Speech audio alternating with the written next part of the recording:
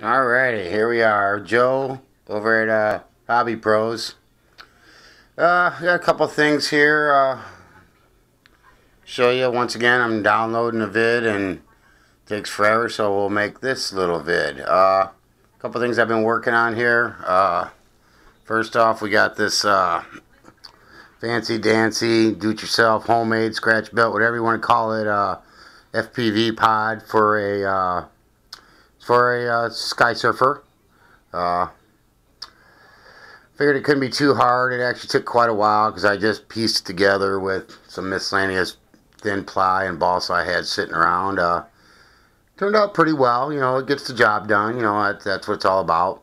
Got a cheap ass Chinese special cam up front. I don't really like it. It's kind of big and metal box is heavy. I left the back plate off because all the dumb back plate came and it wasn't the little hole in the back for your video line was not in the right spot. So if you see here, I had to yeah, it's kind of hard to see. Let's put it right here. I had to this is where it originally was, and then they had the line in there. It was all kinked up against it and stuff. So I just took some time and filed it away, and it fit perfect. So that all fit right. Then I decided that we're back to it being some cheap ass stuff here, and here's why.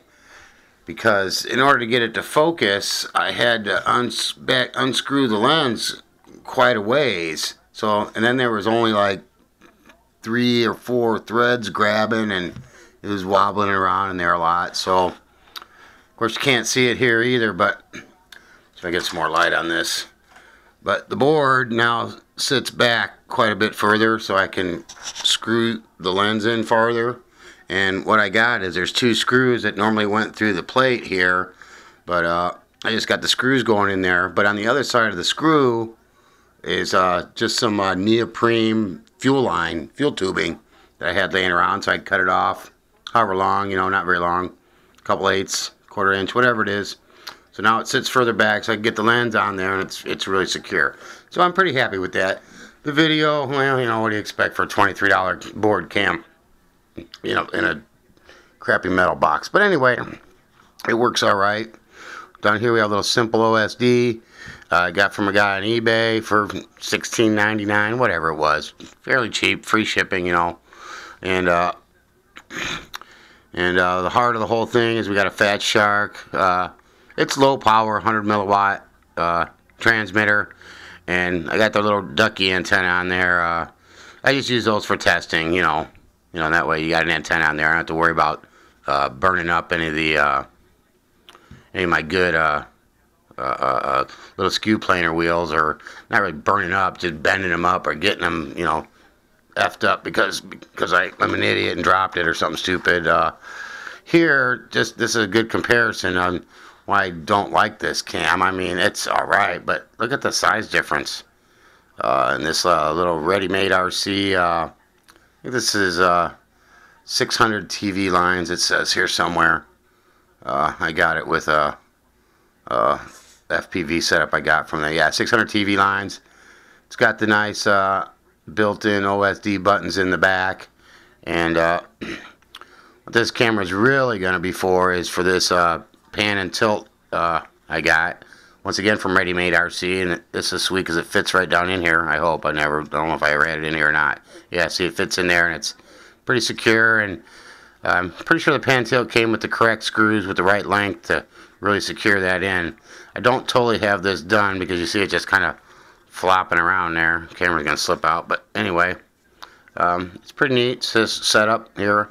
I got it 90% built, I guess. I need to glue the top parts together, but thing goes together really well. It all slides in. I don't know what you call that. It all slides in and locks together real nice.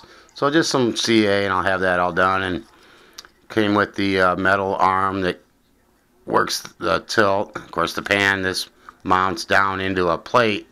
And where this is really going to go is, here I got the plate right here. This is the front end of the fin wing Penguin plane that, once again, I got that from Ready Made RC.